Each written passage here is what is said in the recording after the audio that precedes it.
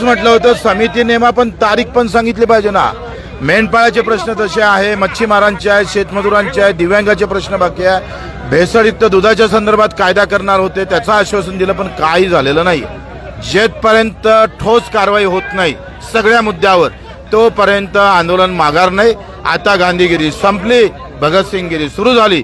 कधी सुद्धा तुम्ही जशी तारीख सांगत नाही कर्जमाफीची, तसंही आम्ही तारीख सांगणार नाही. मंत्रालयात घुसल्याशिवाय राहणार नाही. भगतसिंगगिरी आता सुरुवात झालेली आहे. सरकारनं शेतकऱ्याचा मजुरांचा अंत पाहू नये. प्रचंड सर्वपक्षीय सर्व जातीचे धर्माचे लोक या आंदोलनात सहभागी होत आहे. याचा इशारा आम्ही पाहतोय. 2 घंट्या चक्काजाम करून सरकारला हा इशारा देत आहोत.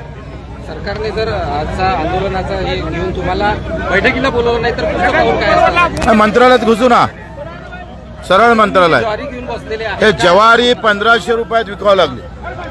3300 रुपये हमी भाव आहे. चांगली ज्वारी आहे. पोर्टल बंद आहे. हमी भावानं खरेदी करत नाही. आणि दुसऱ्या इकडे आम्ही म्हणतोय का, आमचे मुख्यमंत्री म्हणत होते पीक चांगलं झालं तर कर्जमाफीची काय गरज आहे. अरे पीक चांगलं होतेच मुख्यमंत्री महोदय, पण ह्या ज्वारीला 1500 रुपये भाव, फक्त 1500.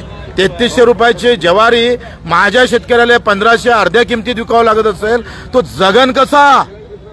जाती धर्मानं निवडून येऊ शकता तुम्ही, पण शेतकऱ्याचं समाधान कसं करू शकणार?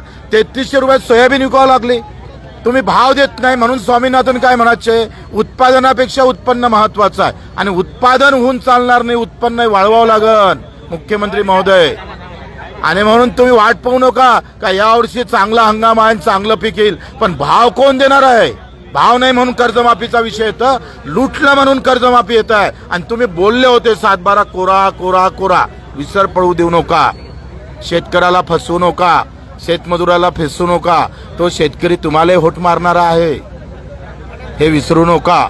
चक्काजाम आंदोलनात काही प्रहारच्या कार्यकर्त्यांना पोलिसांनी ताब्यात घेतलेला आंदोलन दडपण्याचा सरकारचा प्रयत्न. नागपूरला एसपीनं बिलकुल बीजेपीच्या कार्यालयात बसून काम केलेलं आहे. आणि आता नागपूरला आम्ही स्पेशल चक्काजाम ठेवणार आहोत.